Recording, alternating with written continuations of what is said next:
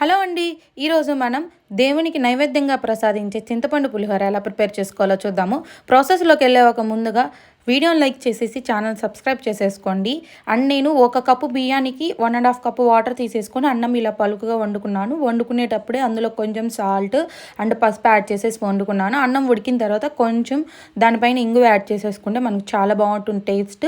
చింతపండుని అరగంట ముందులుగా నానపెట్టేసుకొని అందులో పులుసు తీసేసుకొని అది ఉడికించుకొని చల్లార్చుకొని పక్కన పెట్టుకున్నాను. అండ్ మనకి చింతపండు పోపు యాడ్ చేసేసుకోవటానికి ఆయిల్ కొంచెం ఎక్కువగా ఉంటే బాగుంటుంది. ఆయిల్ యాడ్ చేసి పచ్చిశనగపప్పు, ఆవాలు, జీలకర్ర, మినపప్పు అండ్ 2 గుప్పెలు పల్లీలు, ఒక 10 ఎండుమిర్చి, ఒక 10 పచ్చిమిర్చి అవన్నీ కట్ చేసుకొని యాడ్ చేసేసుకొని లాస్ట్లో కొత్తిమీర, కరివేపాకు ఒక గుప్పెడు యాడ్ చేసేసుకొని మనం చింతపండు పులుసు కలుపుకున్న తర్వాత ఇలా యాడ్ చేసేసుకొని కలుపుకుంటే బాగుంటుంది. ఫుల్ రెసిపీ వీడియో టిప్స్తో సహా నేను కింద ట్యాగ్ చేస్తున్నాను. చెక్ చేయండి, లైక్ చేయండి, సబ్స్క్రైబ్ చేసి సపోర్ట్